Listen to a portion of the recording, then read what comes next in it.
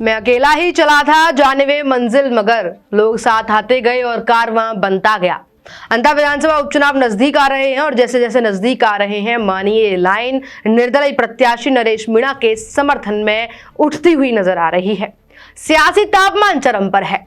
मांगरोल में आयोजित विशाल रैली और रोड शो में आरएलपी सुप्रीमो नागौर सांसद हनुमान बेनीवाल ने मंच से ऐसा हमला बोला कि माहौल गर्मा गया। बेनीवाल ने कांग्रेस और भाजपा दोनों पर तीखे प्रहार करते हुए कहा कि अब वक्त आ गया है अंता से इन दोनों पार्टियों का अंत करने का। नौजवानों से अपील की कि आपके हाथ में भविष्य है, अब अंता से इन दोनों पार्टियों का अंत कर दीजिए। ये ललकार जरा आप भी सुनिए जिसमें अंत करने की बात बेनीवाल कहते हैं। हाडोती अंचल से भाइयों, जो जोश दिखाई दे रहा आपके अंदर, नौजवानों, ये जोश आज 8 तारीख है, 9 तारीख कल शाम के बाद 10 और 11 तारीख को सरकार गुंडागर्दी करने की कोशिश करेगी, लेकिन नौजवान के सामने सरकारी तंत्र फेल हो जाता है। हर क्रांति का नायक नौजवान था। तांत्या टोपे मंगल पांडे से लेके झांसी की रानी लक्ष्मीबाई हो, चाहे भगत सिंह, हर क्रांतिकारी नौजवान था। और राजस्थान के नौजवानों ने इस बार मन बना लिया, हमें कांग्रेस और भारतीय जनता पार्टी को खत्म करके एक नई सरकार 28 के अंदर बनानी है। इस अपने संबोधन में भजनलाल शर्मा और वसुंधरा राजे पर भी खूब निशाना साधा बेनीवाल ने। बोले, रानी गई तो, लेकिन भजनलाल अवतरित हो गए। जनता को अब जागना होगा। यह अपील उन्होंने की है कि अब जनता को जागना होगा और इसी के साथ उन्होंने यानी हनुमान बेनीवाल ने वसुंधरा राजे की चिंता भी खूब जताई है। कहते हैं कहीं ना कहीं अभी भी राजे के मन में है कि मैं सीएम बन जाऊं, अभी बन जाऊं या बाद में बन जाऊं, लेकिन एक बार और सीएम बन जाऊं।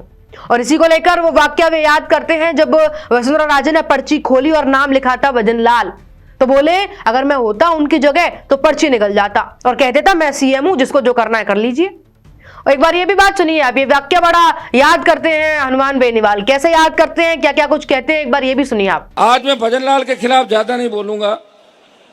नरेश को काफी ब्राह्मण वोट दे रहे हैं, मुझे लग रहा है। वैसे ब्राह्मणों को एक चीज ध्यान रखनी चाहिए, अगर हम लोग नहीं होते तो वसुंधरा नहीं जाती, और वसुंधरा नहीं जाती तो भजनलाल सीएम नहीं बनता। इसलिए ब्राह्मण समाज को समझना चाहिए कि भजनलाल के मुख्यमंत्री बनाने के अंदर भी कहीं न कहीं हमारा पर्दे के पीछे वाया मीडिया रोल है कि मैडम का जादू खत्म किया और भजनलाल अवतरित हुआ। ये वाक नहीं हुआ।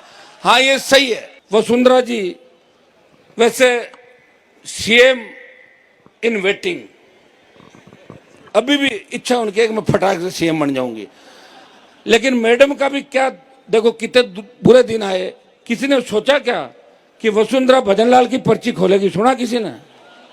भाई मैं तो अगर होता तो पर्ची को या तो निगल जाता या फाड़ के फेंक देता, मेरा नाम ले लेता। मेरा नाम है दिल्ली से, क्या कर लेता कोई? वो क्या कर लेता? हो जाते, ताड़ी बज जाती, हो गया सारा। तो अब बताओ वसुंधरा पे क्या बीती होगी। इस पूरी सभा में बेनीवाल ने खुद को युवाओं की आवाज बताते हुए कहा, हर क्रांति का नायक नौजवान होता है और अब राजस्थान के नौजवानों ने मन बना लिया है। 2028 में कांग्रेस और भाजपा को उखाड़ फेंक कर नई सरकार बनानी है। उन्होंने इस पूरे अपने संबोधन में किरोड़ीलाल मीणा को भी नहीं छोड़ा, उनके ऊपर भी तंज कस दिया। कहते हैं डॉक्टर साहब को नरेश मीणा का समर्थन करना चाहिए था, लेकिन उन्हें किसी और की प्रशंसा रास नहीं आती।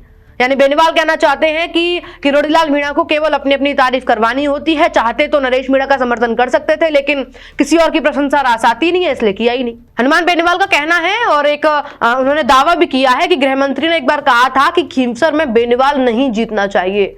फिर दिल्ली में कांग्रेस और बीजेपी नेताओं की मीटिंग हुई, टिकटें दी गई और जमानत जब्त करवाई गई। यही है राजस्थान की सच्चाई। ये सच्चाई हनुमान बेनीवाल बताते हैं। रैली में भीड़ का उत्साह देखते ही देखते बन रहा था। नारे गूंज रहे थे, नरेश मीणा को जिताओ, जनता की सरकार बनाओ।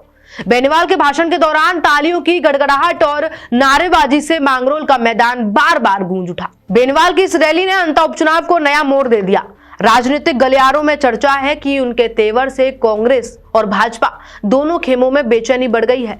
लेकिन ये बेचैनी किसकी बड़ी है, किस ओर सरकार बनती है और किसका दमखम लास्ट तक रहता है और किसका दमखम जो है अच्छे रिजल्ट लेकर आता है, 14 तारीख को पता चलेगा, क्योंकि 11 को चुनाव है और 14 को रिजल्ट है। मामले में अपडेट क्या रहता है, अंता की जनता क्या कहती है और अंता से ग्राउंड रिपोर्ट क्या आती है, आपको हम दिखाते रहेंगे। बने रहिए अपडेट इंडिया के साथ। मैं आपके साथ कृपा उपाध्याय।